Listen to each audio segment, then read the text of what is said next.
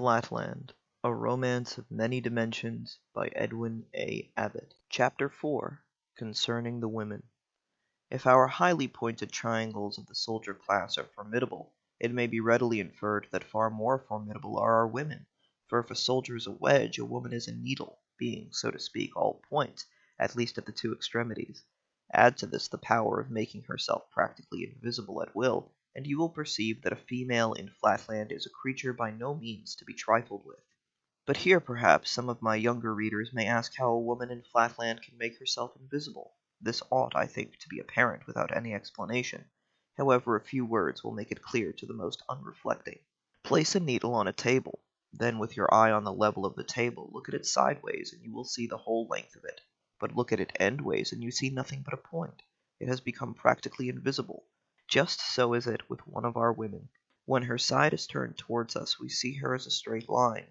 When the end containing her eye or mouth, for with us these two organs are identical, is the part that meets our eye, then we see nothing but a highly lustrous point.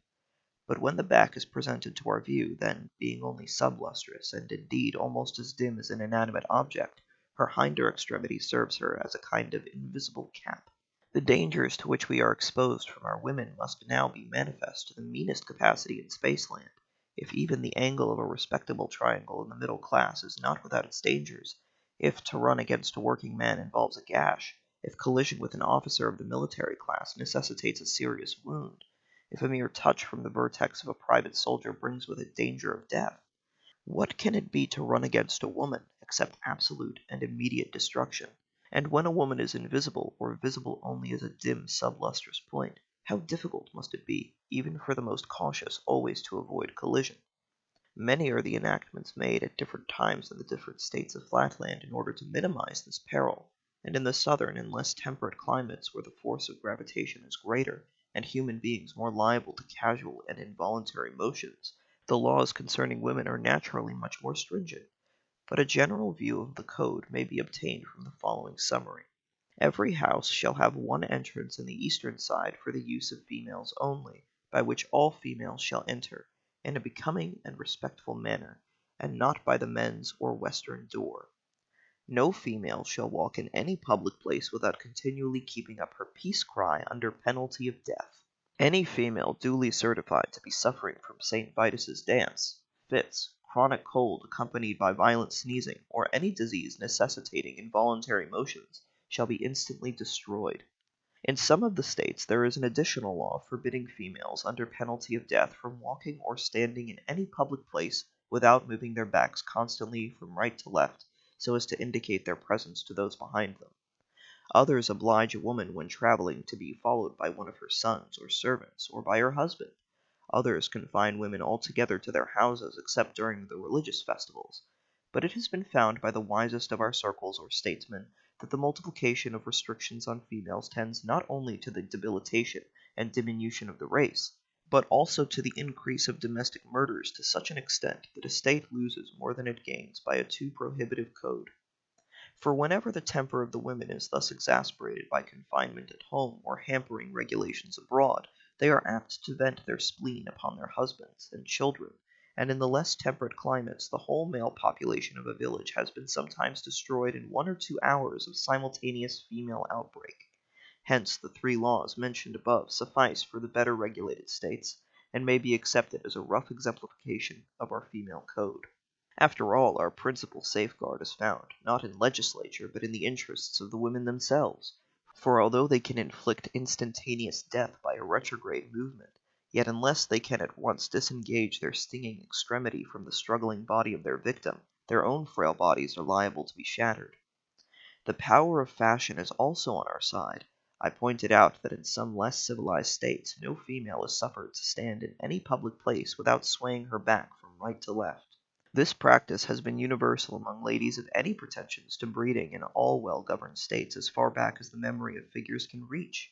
It is considered a disgrace to any state that legislation should have to enforce what ought to be, and is in every respectable female a natural instinct. The rhythmical and, if I may say so, well-modulated undulation of the back in our ladies of circular rank is envied and imitated by the wife of a common equilateral, who can achieve nothing beyond a mere monotonous swing, like the ticking of a pendulum, and the regular tick of the equilateral is no less admired and copied by the wife of the progressive and aspiring isosceles, in the females of whose family no back motion of any kind has become as yet a necessity of life. Hence, in every family of position and consideration, back motion is as prevalent as time itself, and the husbands and sons in these households enjoy immunity at least from invisible attacks. Not that it must be for a moment supposed that our women are destitute of affection, but unfortunately the passion of the moment predominates in the frail sex over every other consideration. This is, of course, a necessity arising from their unfortunate conformation, for as they have no pretensions to an angle being inferior in this respect to the very lowest of the isosceles, they are consequently wholly devoid of brain power, and have neither reflection, judgment, nor forethought, and hardly any memory. Hence, in their fits of fury, they remember no claims and recognize no distinctions. I have actually known a case where a woman has exterminated her whole household, and half an hour afterwards, when her rage was over, and the fragments swept away, has asked what has become of her husband and her children. Obviously, then, a woman is not to be irritated as long as she is in a position where she can turn round. When you have them in their apartments, which are constructed with a view to denying them that power, you can say and do what you like, for they are then wholly impotent for mischief, and will not remember a few minutes hence the incident for which they may be at this moment threatening you with death, nor the promises which you may have found it necessary to make in order to pacify their fury. On the whole, we get on pretty smoothly in our domestic relations, except in the lower strata of the military classes. There the want of tact and discretion on the part of the husbands produces at times indescribable disasters. Relying too much on the offensive weapons of their acute angles instead of the defensive organs of good sense and seasonable simulations, these reckless creatures too often neglect the prescribed construction of the women's apartments, or irritate their wives by ill-advised expressions out of doors, which they refuse immediately to retract. Moreover, a blunt and stolid regard for literal truth indisposes them to make those lavish promises by which the more judicious circle can in a moment pacify his consort. The result is massacre, not, however, without its advantages, as it eliminates the more brutal and troublesome of the isosceles, and by many of our circles the destructiveness of the thinner sex is regarded as one among many providential arrangements for suppressing redundant population and nipping revolution in the bud. Yet even in our best regulated and most approximately circular families, I cannot say that the ideal of family life is so high as with you in Spaceland. There is peace in so far as the absence of slaughter may be called by that name, but there is necessarily little harmony of tastes and pursuits, and the cautious wisdom of the circles has ensured safety at the cost of domestic comfort. In every circular or polygonal household it has been a habit from time immemorial, and now has become a kind of instinct among the women of our higher classes, that the mothers and daughters should constantly keep their eyes and mouths toward their husband and his male friends, and for a lady in a family of distinction to turn her back upon her husband would be regarded as a kind of portent involving loss of status. But as I shall soon show, this custom, though it has the advantage of safety, is not without its disadvantages.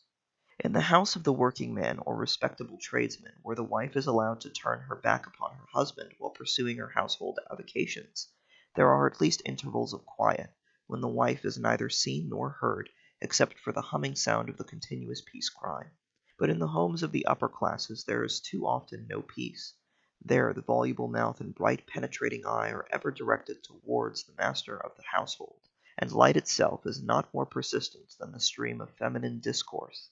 The tact and skill which suffice to avert a woman's sting are unequal to the task of stopping a woman's mouth, and as the wife has absolutely nothing to say, and absolutely no constraint of wit, sense, or conscience to prevent her from saying it, not a few cynics have been found to aver that they prefer the danger of the death-dealing but inaudible sting to the safe sonorousness of a woman's other end.